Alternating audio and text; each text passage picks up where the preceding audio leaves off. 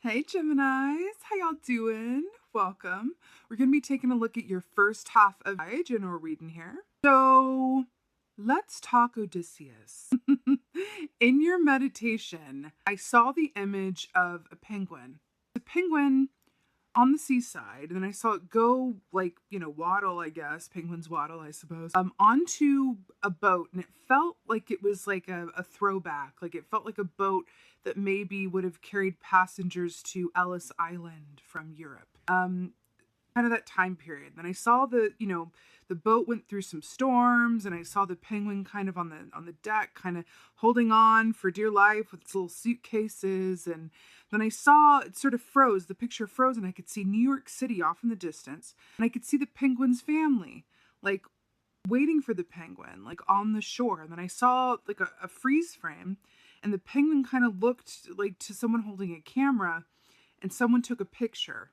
And it felt like, a time to be remembered. And then I felt like it was very much, I saw images of Odysseus finally returning home after being away for like years, finally returning home, to his wife and to reclaim his throne.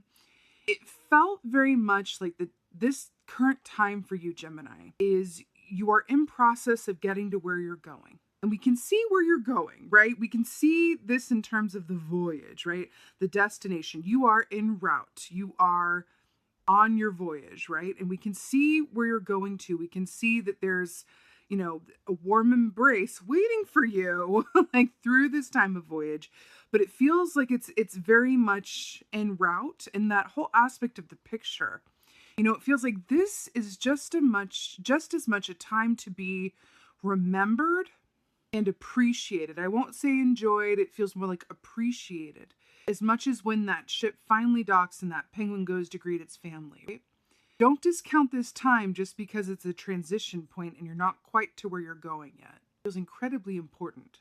Penguin medicine is very much in the cups, right? It's very much about home and family, emotional wellness, and also having a certain, sturdy demeanor, and knowing that, you are able to adapt to any circumstance or element that, life throws your way, right? It's about being highly adaptable. That's penguin medicine. So this is really interesting, Gemini. It feels very much like you're on your own personal odyssey of sorts. And we know that where you're going is somewhere good, somewhere that feels like home, like welcoming, somewhere that, because when I get the image of like Ellis Island, New York with immigrants going to Ellis Island in the early 20th century, it feels very much like somewhere that you've been wanting to get to for quite some time, either consciously or subconsciously.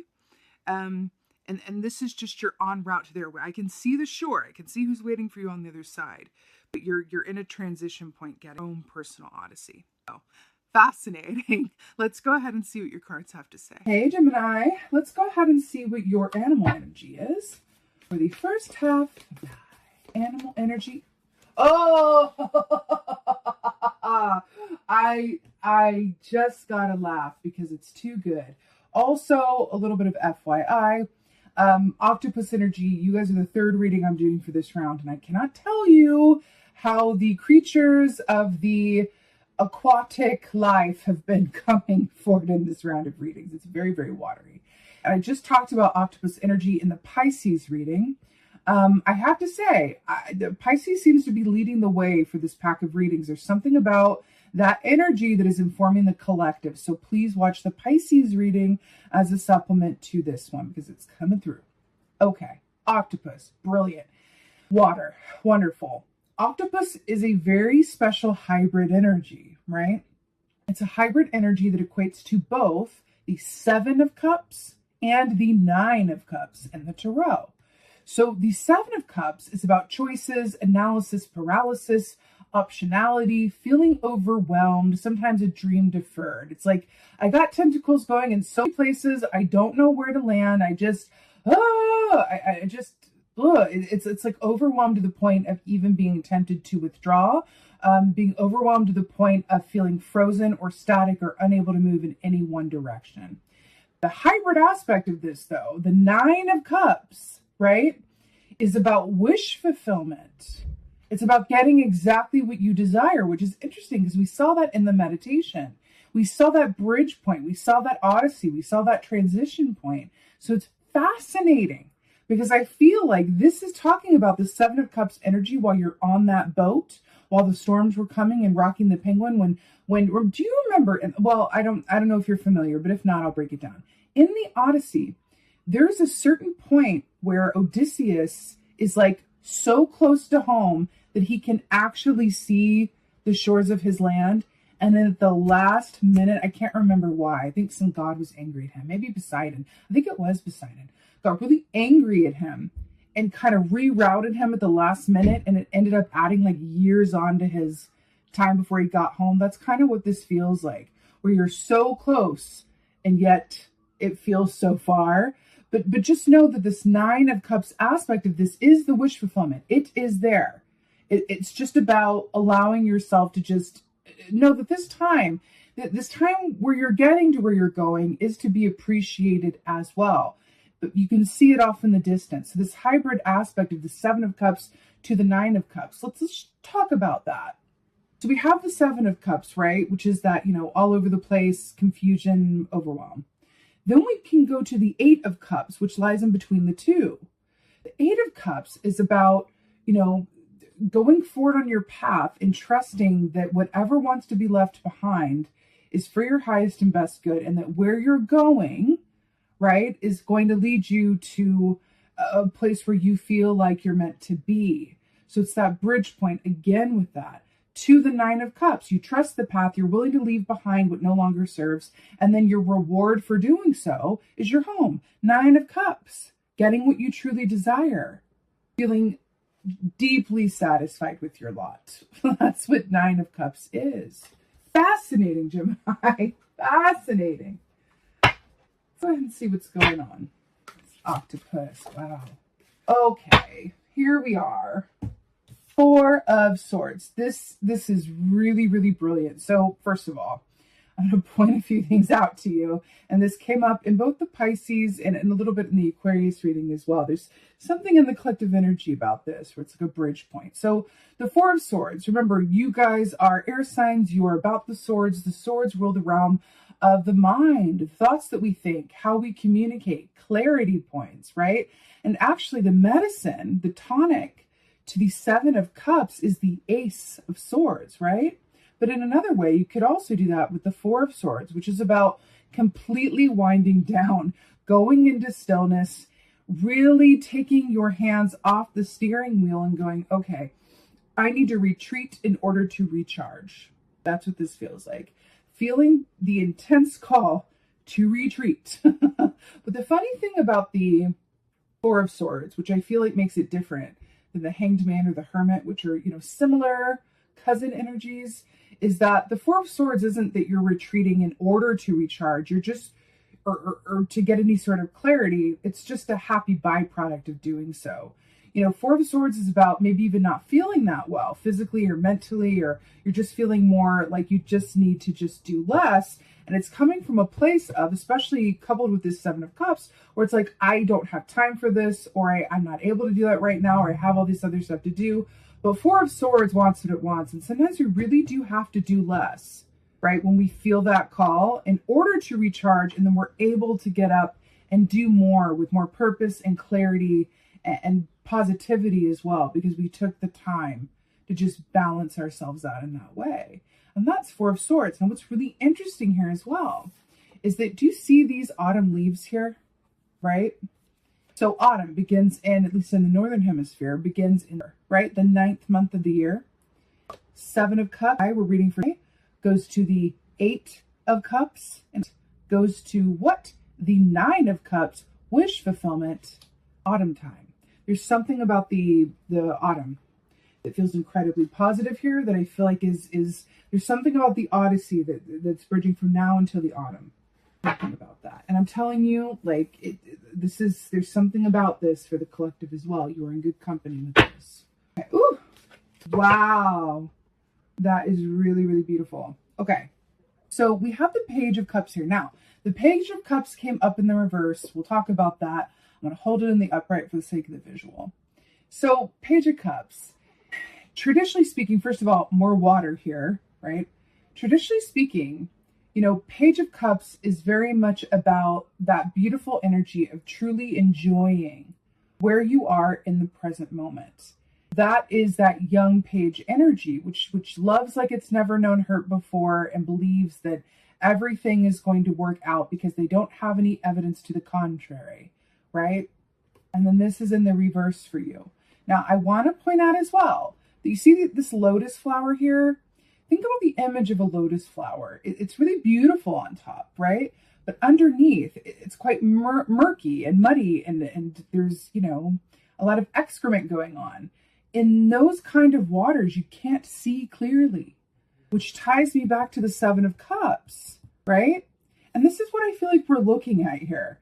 It's that Seven of Cups, murky, not sure what the, you know, but the clarity or the truth or the way or the answers are. Going through that cycle, through the Eight of Cups, flowing on through. And then I feel like the lotus flower coming out on top all beautiful is a symbol of your wish fulfillment of the Nine of Cups to where you're going. And then we have this, I feel like this is a capybara, I think, going, you know, in the water, like going on a journey underneath the moon, which is all about embracing the unknown and trusting in the natural cycles of your experience. And what's really fascinating here is that this capybara is going this way, but then we have this little red, I think it's a sparrow, a little red sparrow looking this way to the past. It's really, really interesting. Why do I feel like you're bridging what has been and going towards what will be from a context of there are going to be certain life-changing things where your circumstances look very different? I saw a penguin going from like the Arctic Circle to Ellis Island.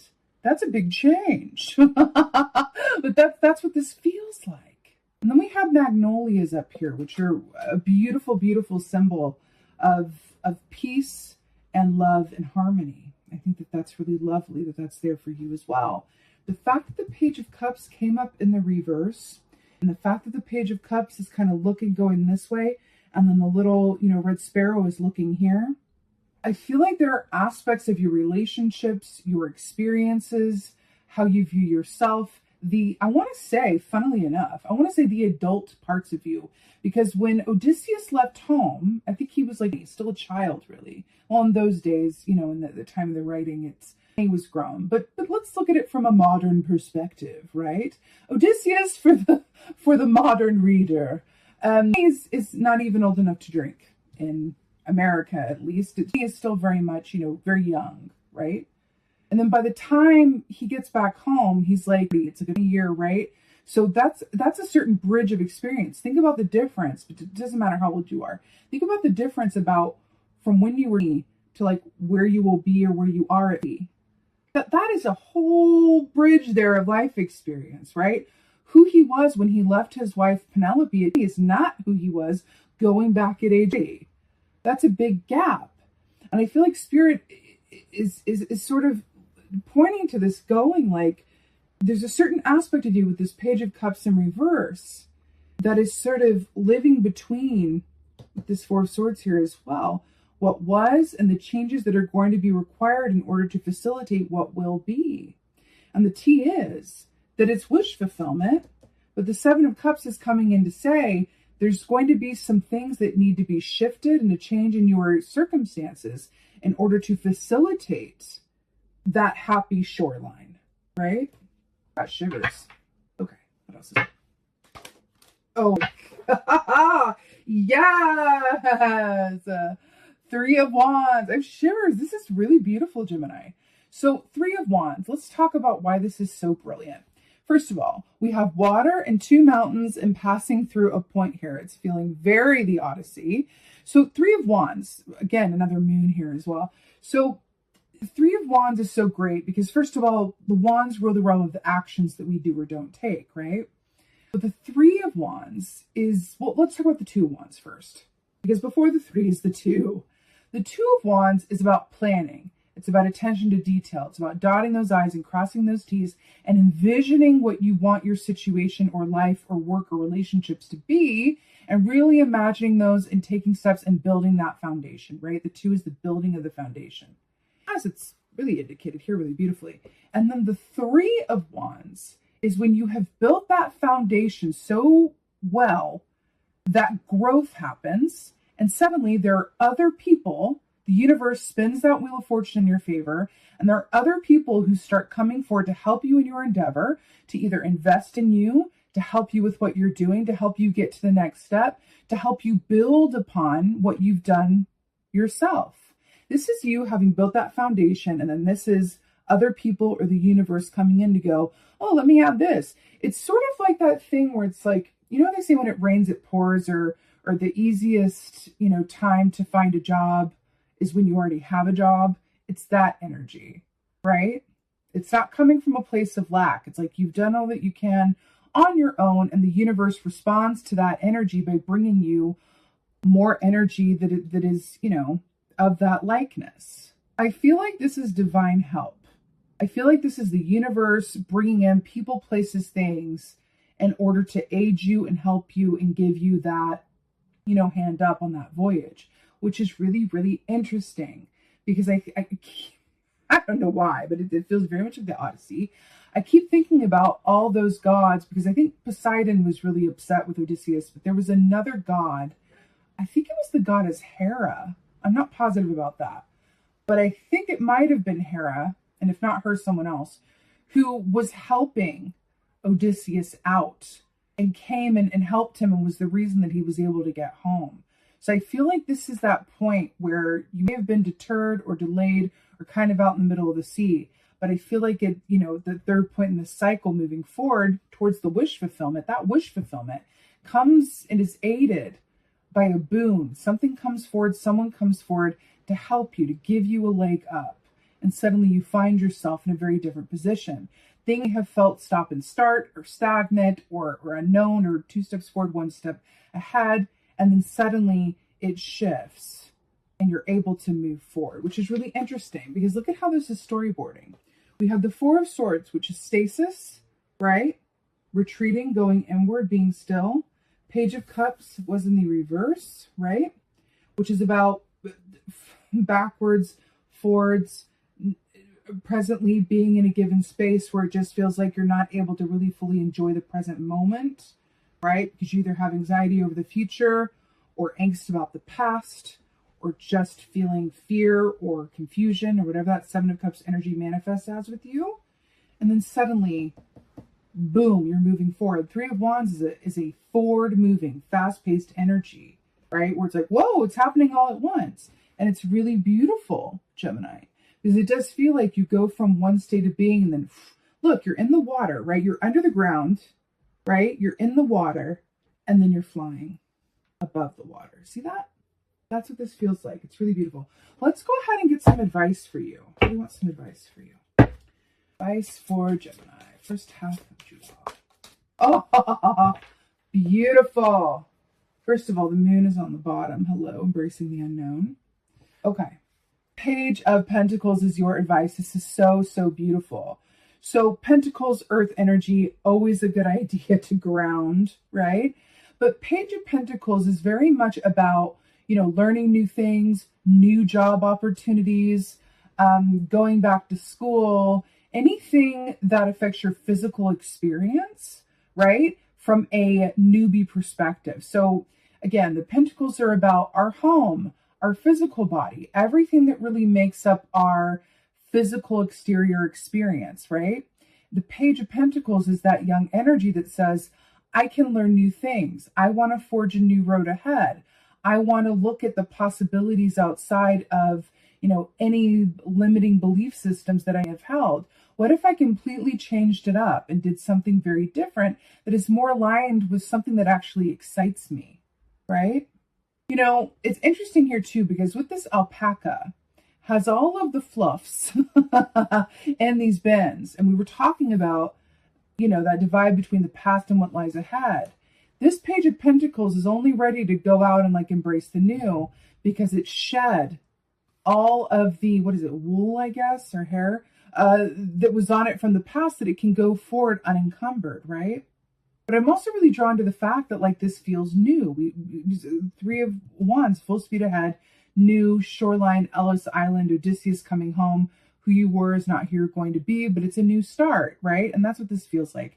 Embrace the new start that is coming to you by unburdening yourself from anything that feels old, unhelpful, or oppressive.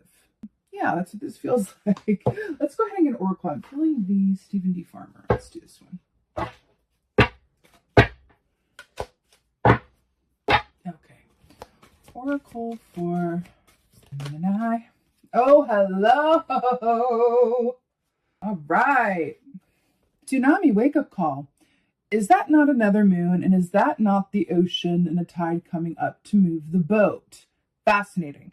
Tsunami wake-up call. We were talking about this in terms of like, you know, unburdening yourself and then, you know, really going for the sense of excitement and really not, again, there's this push, you know, to like what has been or what, you know, where you are, the stagnant, you know, essence of it to kind of, you know, unburdening yourself, bring yourself up so that you can move forward through the air, from the ocean to the air is what it feels like. Remember that hybrid of 7 of Cups to 9 of Cups.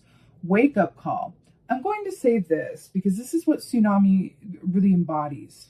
Let's talk about tower moments. Because tsunami is a tower moment, right? Tower moments happen. In my experience, tower moments happen a lot of the time when we have made more fear-based choices than love-based choices, right? That's when tower moments happen. Because when we make more fear-based choices than love-based choices, that's how we get knocked out of alignment and knocked off of our best path, right?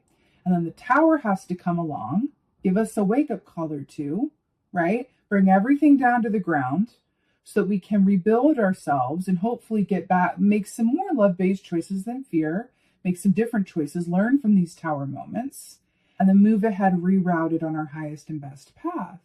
I feel like that is for you in terms of what your experience has been.